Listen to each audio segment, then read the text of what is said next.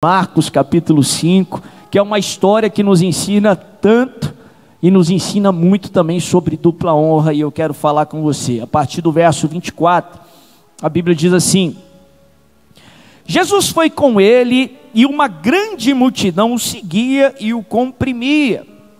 E estava ali certa mulher que havia 12 anos vinha sofrendo de hemorragia. Ela padecera muito sob o cuidado de vários médicos e gastara tudo o que tinha, mas em vez de melhorar, acontecia o quê? Ela piorava. Quando ouviu falar de Jesus, chegou por trás dele no meio da multidão e tocou em seu manto, porque pensava: se eu tão somente tocar em seu manto, ficarei curada. Imediatamente cessou sua hemorragia e ela sentiu em seu corpo que estava livre do seu sofrimento. No mesmo instante, Jesus percebeu que dele havia saído o quê? Quantos creem que saiu o poder de Deus quando você tocou o altar nessa noite? Diga aleluia. Continua lendo, verso 30. Virou-se para a multidão e perguntou: quem tocou em meu manto? Responderam os seus discípulos: vês a multidão aglomerada ao teu redor e ainda perguntas: quem tocou em mim? Mas Jesus continuou olhando ao seu redor para ver quem tinha feito aquilo. Então a mulher, sabendo o que lhe tinha acontecido, aproximou-se, prostrou-se aos seus pés e, tremendo de medo, contou-lhe toda a verdade. Então ele lhe disse: filha, a sua fé a curou. Vá em paz e fique livre do seu sofrimento. Olha que história tremenda, que história poderosa. A Bíblia nos conta essa história no meio de uma outra história. Essa história é enxertada no meio de um outro milagre que Jesus fez. A Bíblia fala que ali na região ali de Cafarnaum, uma cidade ali na região da Galileia, Jesus ele chega ali no mar da Galileia, ali na margem, ele sai ali do barco e de repente vem uma pessoa muito importante ali naquela cidade, Jairo, que a Bíblia fala que era um dos dirigentes ali da sinagoga, literalmente traduzindo aí para o nosso linguajar dos dias de hoje, uma celebridade local, uma pessoa de muita importância. Com certeza não estava só, estava ali com toda a sua equipe, todas as pessoas que o respeitavam, e ele vem até Jesus, não de uma maneira normal, ele vem desesperado, porque a sua filha estava terrivelmente enferma, a sua filha que tinha só 12 anos de idade, uma enfermidade tão terrível que, por fim, se você ver na história, causou a morte da menina. E ele vem desesperado, alguém que respeitava o judaísmo, que obedecia à Torá, afinal de contas ele ocupava um lugar de muita proeminência no meio do judaísmo, no meio ali daquela sociedade, daquele local, e ele vem até Jesus e reconhece que Jesus era alguém que podia curar. Através da sua atitude, ele se prostra e pede a ajuda do Senhor, para que Jesus vá lá na sua casa, para que Jesus vá lá curar a sua filha. E a Bíblia fala que a multidão ali que o acompanhava, vê toda aquela cena. Jesus, ele responde o clamor daquele pai tão desesperado, e ele vai na direção da casa de Jairo, com a intenção de curar a sua filha, com a intenção de fazer um milagre ali para aquela família. E a Bíblia fala que no meio desse alvoroço, no meio da história de Jairo, aparece essa mulher. A Bíblia não menciona o nome dela, e eu gosto de inferir aqui, que a Bíblia não menciona o nome da mulher, porque, levando em consideração todo o contexto sociocultural também, mas para mim a Bíblia não menciona o nome daquela mulher, porque se mencionasse o nome da mulher, a história seria de fulano, de ciclano, mas como o nome da mulher não é mencionado, para mim, é para que todos nós podemos nos relacionar com aquela história. Aquela história pode falar sobre todos nós. A história daquela mulher também pode ser a sua história, pode ser a nossa história. A Bíblia mostra uma mulher que estava desesperada. Interessante que versos atrás mostra Jairo, que era a pessoa que estava ali no topo da pirâmide social, uma pessoa respeitadíssima. Agora essa mulher literalmente está no oposto da pirâmide social. Está literalmente ali no fundo do poço, está às margens da sociedade. Uma mulher que há 12 anos padecia com uma enfermidade. Uma mulher que não desistiu nos primeiros momentos, pelo contrário, a Bíblia fala que há 12 anos que ela sofria com aquele mal, ela não tinha desistido. Tinha tentado tudo, literalmente. Tinha gastado tudo que tinha feito tudo que podia, tinha buscado ajuda em todo o conhecimento que a ciência tinha naquela época. E a Bíblia fala que ao invés de melhorar, acontecia o contrário, ela piorava. Mesmo tendo gastado tudo, mesmo já há tanto tempo sofrendo com aquilo.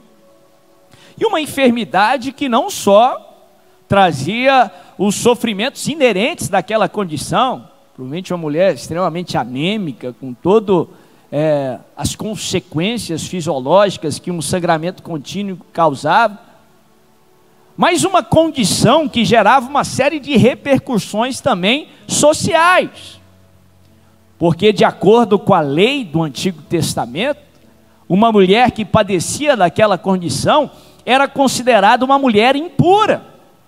Lá o livro de Levítico tem as determinações para a mulher que sofria daquela condição.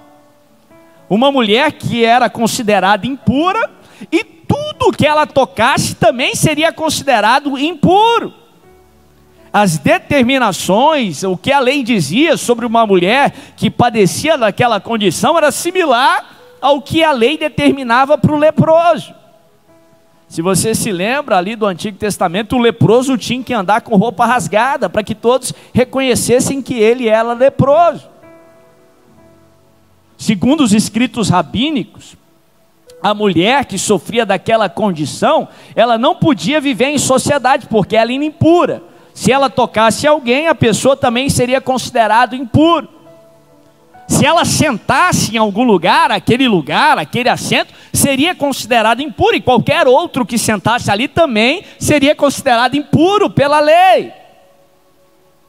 Para se ter um exemplo, se uma pessoa normal tocasse em algum lugar ou em alguém impuro, ele também tinha que sair do convívio social e passar por uma série de processos de purificação que envolvia dias. Então provavelmente aquela mulher era uma mulher só. Se ela fosse casada, o marido, pela lei, seria liberado a se divorciar dela, porque ele não poderia ter contato íntimo, não poderia ter convívio com ela, senão ele seria também considerado impuro.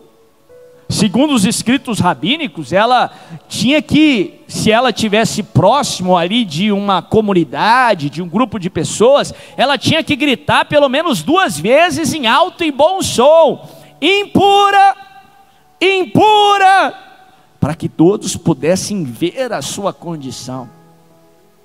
Imagina a vergonha que aquela mulher carregou, não por um dia, não por 12 dias, 12 meses, mas por 12 anos, sofrendo com aquela condição, sofrendo todas as repercussões sociais que aquela condição lhe trazia, sofrendo vergonha.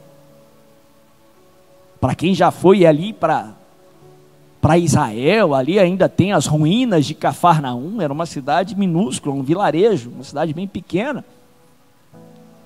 Provavelmente uma mulher de Cafarnaum, naquela condição, já há tanto tempo, era uma conhecida daquela comunidade. Todos sabiam que aquela mulher era impura. Todos sabiam que aquela mulher não podia conviver em sociedade, porque quem chegasse perto dela seria considerado impuro. Uma mulher que era rotulada pelo seu problema. Se você já se sentiu envergonhado, se você já se sentiu rotulado pelo um problema que você enfrentou, por uma situação que você não teve escolha, mas você teve que enfrentar, aquela mulher vivenciou essa situação por 12 anos. Interessante que a Bíblia fala que a filha de Jairo também tinha 12 anos. Jairo, num outro espectro da sociedade, ele também enfrentava problema, e a sua filha com 12 anos, e ele também precisava de um milagre. O número 12 na palavra de Deus representa a autoridade, a soberania de Deus. Aqui eu aprendo que todos, não importa a sua origem, a sua condição social, o nível de problema que enfrenta, todos precisam da autoridade e do poder do Senhor nas suas vidas. E nós temos um Deus soberano. Interessante que por que a história da mulher foi enxertada no meio da outra história, da história de Jairo. Eu posso imaginar a cena ali, uma entourage toda ali em volta de Jairo, aquela celebridade local, aquele patrono, um dos administradores da sinagoga, reconhecendo aquele rabi, que muitos dizem que ele faz milagre, que muitos dizem que ele pode ser o próprio Messias. E todos veem Jairo ali, e Jesus respondendo Jairo, aquela celebridade local, Jesus seguindo Jairo, que estava desesperado, clamando pela sua filha que estava à beira da morte. E a Bíblia fala que de repente Jesus parou. Pensa na cabeça da mulher, aquela mulher que estava sofrendo já com aquela enfermidade há 12 anos, provavelmente muito magra, com dificuldade para se locomover, se escondendo, porque se alguém ali da multidão reconhecesse ela, pela lei ela podia ser apedrejada, pela lei ela podia perder a vida, porque ela estava tornando outras pessoas impuras, sem o conhecimento das pessoas. Ela teve que se esconder, ela teve que se arriscar. Quando finalmente ela tocou em Jesus, foi curada, ela pensou, agora eu vou embora. A Bíblia fala que Jesus parou. Jesus parou do lado de um pai desesperado, do lado de um pai que estava querendo apressá-lo a qualquer custo. E Jesus começa a perguntar: quem me tocou? Se você vê na internet, ou se você já esteve lá em Cafarnaum, as ruas eram ruelas extremamente estreitas. Provavelmente estava ali naquele empurra, cheio de gente procurando Jesus, e um pai desesperado com a sua filhinha de 12 anos à beira da morte. E Jesus para, e de repente começa a perguntar: quem me tocou? Todo mundo começa a pensar: poxa, o que Jesus está fazendo? Será que ele não está vendo Jairo aí não?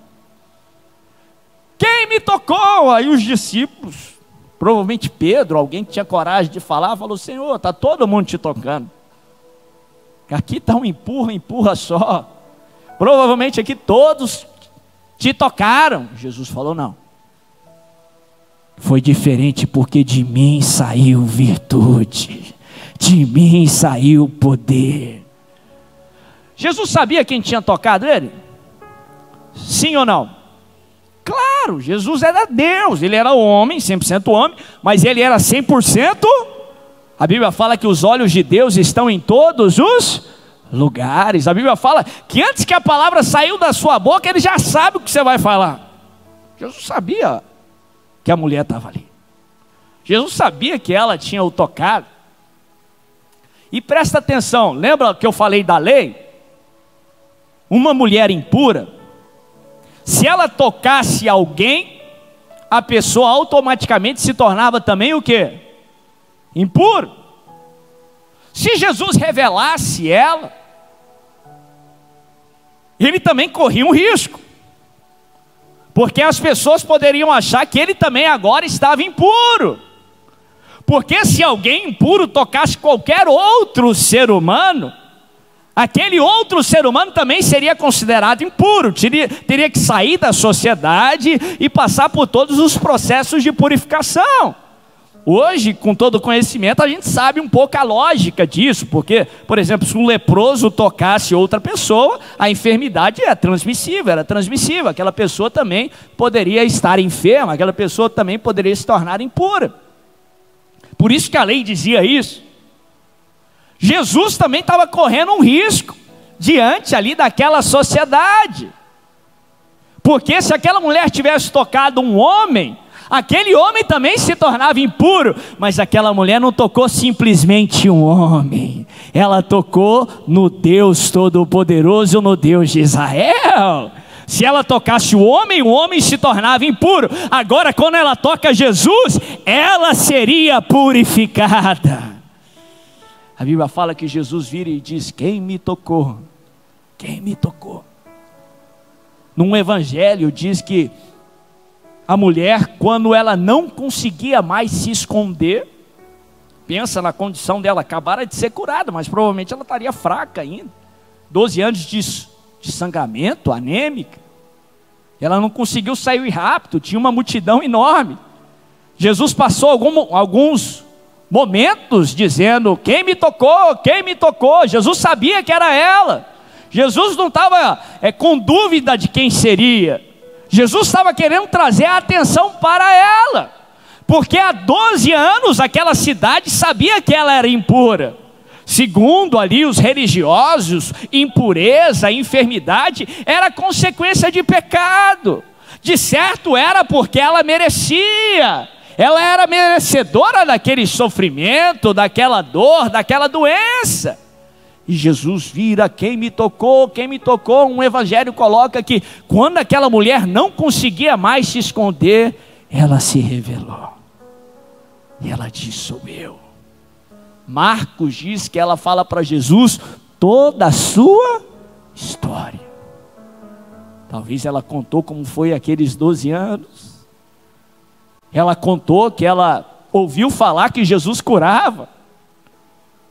Ela contou que ela tinha gastado tudo, ela tinha passado de médico em médico, e nenhum médico trouxe solução, nenhum homem conseguiu trazer, que a situação, ao invés de melhorar, ela piorava.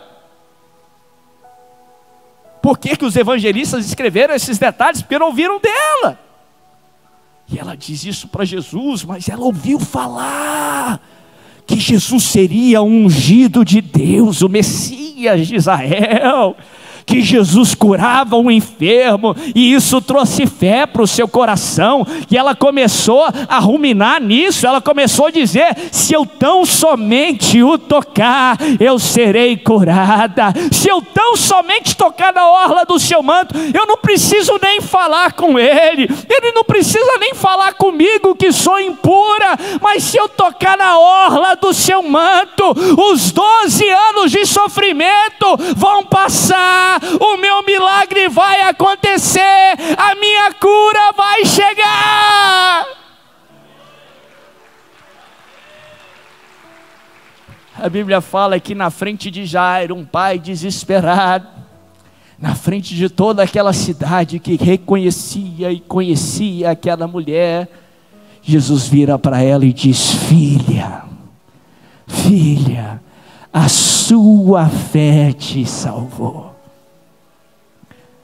Faz 12 anos que essa cidade te vê como impura, como bastarda, como marginalizada, mas eu quero dizer para toda essa cidade: ela é minha filha, ela é uma mulher de fé. A sua fé, você não é impura, você não é rejeitada, mas você é uma mulher de fé, a sua fé te salvou. Vá em paz e fique livre do seu sofrimento. Todas as vezes que eu olho para esse texto, eu só lembro de Isaías 61:7, que é a base para essas quartas-feiras. Serão 8 quartas-feiras até a campanha do Projetando da Dupla Honra. E eu lembro que Isaías 61:7 nos escreve, ele diz assim: No lugar da vossa vergonha, tereis dupla honra.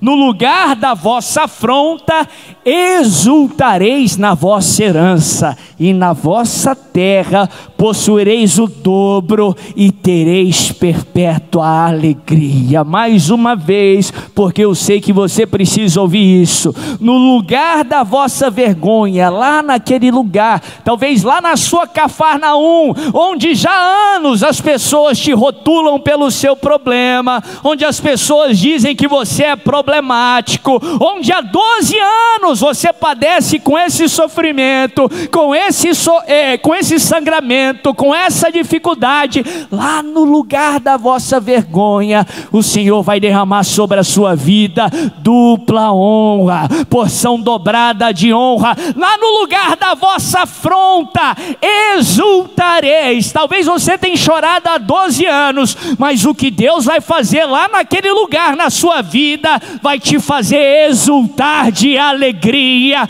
celebrar com o agir de Deus na sua vida.